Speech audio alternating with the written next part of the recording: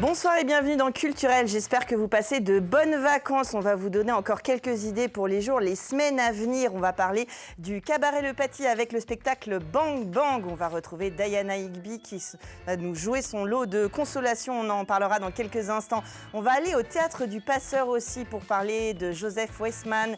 Et puis avec Alexandre HDW qui part au Sénégal. Il nous l'emprunte quelques temps pour faire du slam. On parlera aussi du festival Coup de Parquet qui a lieu à Mamers le premier week-end, ce week-end de novembre. Et on finira avec la rappeuse Lilo. Tout ça, c'est dans un instant avec nos invités. Allez, on y va.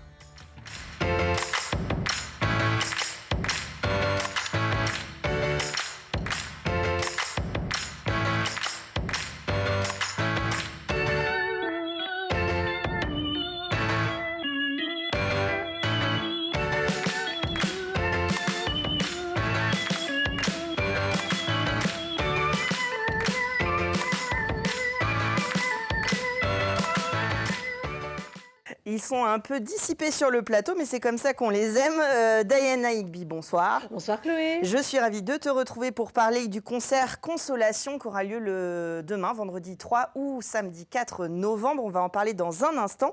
Mais avant, je me tourne vers Vincent Robin. Bonsoir. Bonsoir. Vous êtes auteur, comédien, maître de cérémonie du spectacle dont on va parler. Et vous êtes accompagné de Lisa Godet.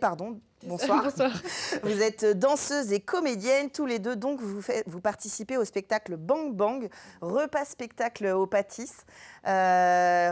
spectacle que vous êtes en train de finir de monter. Exactement. On est plus très loin maintenant de l'offrir au public, donc la pression monte, mais la ferveur est bien présente.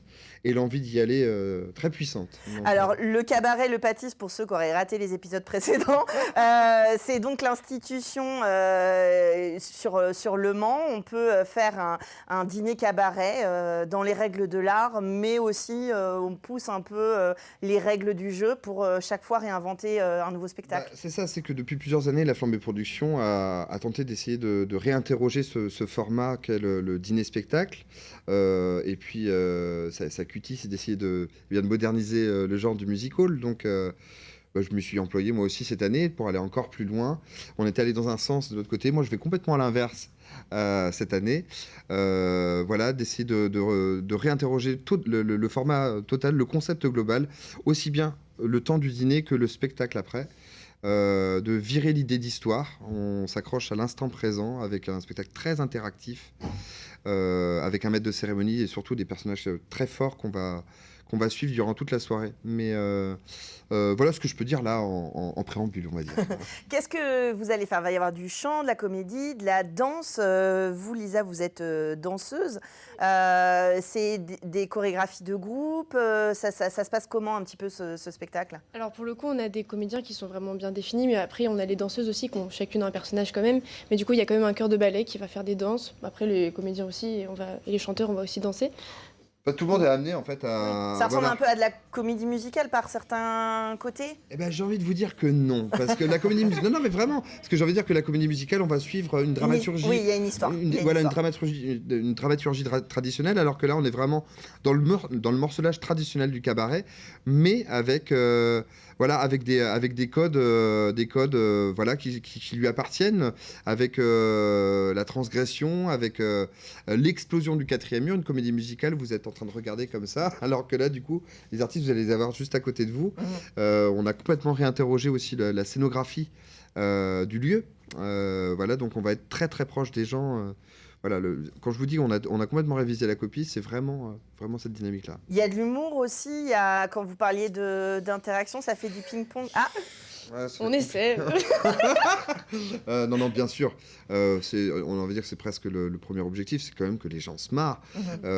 Parce que si en plus c'est mort, on n'est pas dans la merde. Donc, non, sincèrement. Non, mais généralement, c'est beau aussi. Quand je parlais de comédie musicale, en fait, je parlais plutôt du côté entraînant, du fait de chanter, de danser, de jouer la comédie. Donc, on se sent un petit peu entraîné. Elle se moque de moi, elle me connaît bien, donc elle m'imagine en train de faire de la mon concert à moi. Ah oui, d'accord. Oui, Pardon. j'ai C'est tout le fait un contraire. plateau, deux Le salles, deux but, ambiances. Non, mais en fait, c'est vraiment l'idée de bang bang. Et puis, je crois que ça se porte dans le titre. Des fois, on le dit bang bang. Des fois, il y en a d'autres. Enfin, voilà. Déjà, ce titre était audacieux parce que on voulait l'idée d'une explosion, d'un truc Ouais. qui bouscule tous les codes. Et comme j'ai un tempérament et que ma compagne juste à côté est un petit peu la même. Voilà, l'idée c'est qu'on se marre et qu'on s'amuse beaucoup. Donc pendant le repas, on va faire jouer les gens. On va les rendre anonymes pour qu'ils se lâchent au mieux. Voilà, chacun va avoir un pseudo. On va beaucoup jouer avec les gens durant le repas. C'est une vraie nouveauté. Et Alors, puis, c'est un spectacle qu'on peut aller voir en famille. À partir de quel âge on peut? alors, on a quand même voulu ramener un peu l'esprit canaille et l'esprit un peu sale gamin qu'on avait C'est pour ça dans que je me permets de poser la question à partir de Alors, quel âge? il va être un peu moins familial qu'avant. On le recommande à partir de 16 ans. D'accord. Voilà. De ramener un petit peu la culture du cabaret, les origines du cabaret à un cabaret canaille, un peu sale gamin, un peu sexy aussi parfois. Et donc, on n'a pas voulu se limiter là-dedans dans ce qu'on peut dire, dans les propos. Ouais. Voilà, on a envie aussi de s'adresser directement à des adultes ou à des gens qui sont en passe de le devenir. C'est ça. Donc voilà, c'est moins familial que ça l'était avant, mais c'est pas bien grave. Ouais, quel teasing, dis donc. Donc, la première ce week-end, le 4 novembre. Après les 18, 19, 24, 25, en décembre, de toute façon, après le spectacle, voilà, Après, il va. en fait, ce qui est génial, c'est qu'on en a pour toute la saison à s'amuser ensemble, quoi. Oui. Donc, Alors, Lisa, rassurez-nous, ça se passe bien, là, parce que... Plutôt bien. Vous êtes combien sur scène? Ah, question piège. on est 10. Ouais, une dizaine. Oui, on est 10. Une dizaine avec des changements de costumes et de personnages. Exactement. C'est-à-dire qu'il y a des gens qui vont effectivement avoir toujours le même personnage, et puis il y a le corps de ballet qui va interpréter des choses très différentes. Voilà, durant le spectacle. Oui, parce que ça dure quand même il y a le temps de dîner, le Exactement. spectacle, donc ça dure un petit peu longtemps c'est aussi. une grosse soirée, hein. C'est une soirée qui fait 3 heures. Hein. Donc on arrive vers 20h et on repart plutôt vers minuit. C'est presque 4 heures. Donc une grosse responsabilité en tant qu'artiste que d'avoir ces gens-là. Il faut les mener, justement, en tant que exactement. maître de cérémonie, il faut les accompagner pendant... Ouais, c'est ça, faut bien les accompagner et puis les faire tenir jusqu'au bout, sachant qu'entre-temps, ils vont manger, donc ils vont être de plus en plus lourds, de plus en plus tassés, peut-être un peu de plus en plus sous. Enfin, voilà, c'est tout le jeu d'un dîner-spectacle. Ouais. Hein, c'est qu'on ne sait jamais comment on les a au début et qu'on va les retrouver à la fin. C'est l'enjeu du cabaret aussi. Exactement. C'est un peu ça. En tout cas, le pâtis, vous pouvez sélectionner votre formule. Vous allez sur leur site internet, vous retrouvez toutes les informations, les prochaines dates. Et ça, vous pouvez le faire dès ce week-end. Merci d'être venu nous parler de ce prochain spectacle.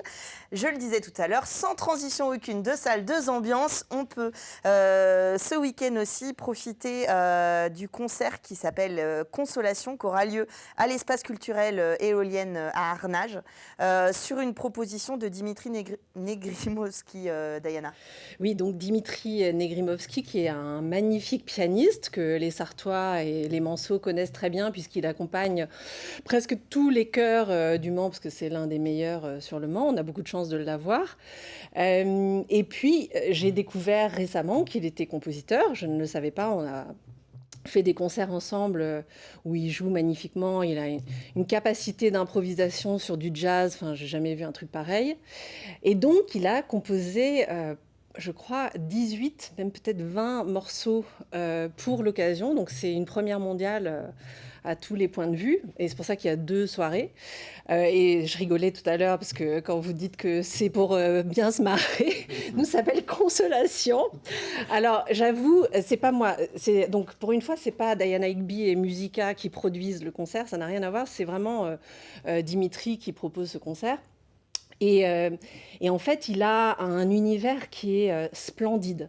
Les gens qui me connaissent savent que je refuse tout ce qui est musique contemporaine parce que d'une part, ça casse la voix, d'autre part, c'est inchantable.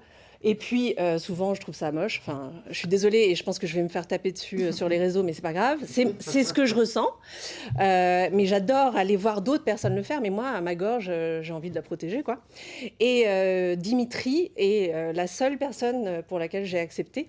Alors, il a pensé à toi aussi en l'écrivant. Il dit qu'il a composé, notamment pour ta voix et celle de Sacha Atala, qui est mezzo, qui sera à tes côtés. Et oui, et Sacha Atala, c'est un truc de dingue parce que, en fait, on se connaît depuis mes débuts de chanteuse. En fait, j'ai fait un grand truc en France et à travers l'Europe.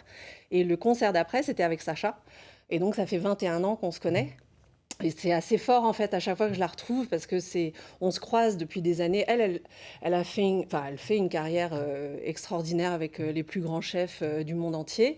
Et voilà, c'est toujours un grand plaisir de la retrouver. Puis c'est un petit peu deux opposés. C'est-à-dire que en fait, elle a une voix aussi sombre et large et puissante que la mienne est plutôt légère Plutôt sibyline, ouais. oui, c'est ça. Et c'est très intéressant parce que ça marche très très bien. On nous a toujours dit qu'on chantait super bien ensemble.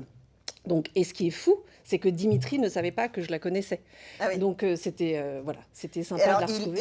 il a composé sur notamment de l'Apollinaire, de l'Alan Alors, Poe. oui, il y a tout. Edgar Allan Poe. Donc pour ceux qui aiment bien regarder des séries. La maison Usher en ce moment sur Netflix, en fait, il y a tout un poème sur Annabel Lee. Et si on connaît l'œuvre, en fait, les séries, c'est tous les titres de toutes les œuvres importantes d'Edgar Allan Poe. Et c'est un auteur qui est très important pour Dimitri, donc il a composé des choses, et c'est sombre, mais en même temps, enfin, je ne sais pas comment dire, je sors des répétitions et je suis... ouah, je me sens vraiment bien, et Ouais, malgré le titre et la blague que j'ai fait tout à l'heure, c'est vrai que c'est une... Je ne sais pas comment il fait.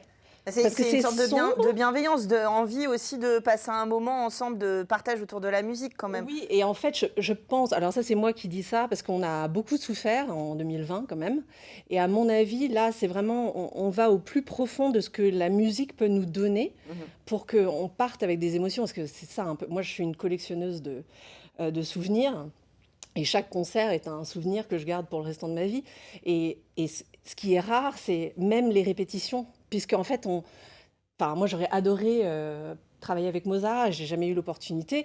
Mais donc, moi, j'ai mon petit Negrimovski. Quand je dis petit, je devrais dire grand, mais il est vraiment, enfin, il est incroyable. Puis, il me fait rire parce que c'est un peu à la russe. En fait, les Russes, ils sont toujours très gentils, mais dans le boulot, ils sont un peu bon, on refait.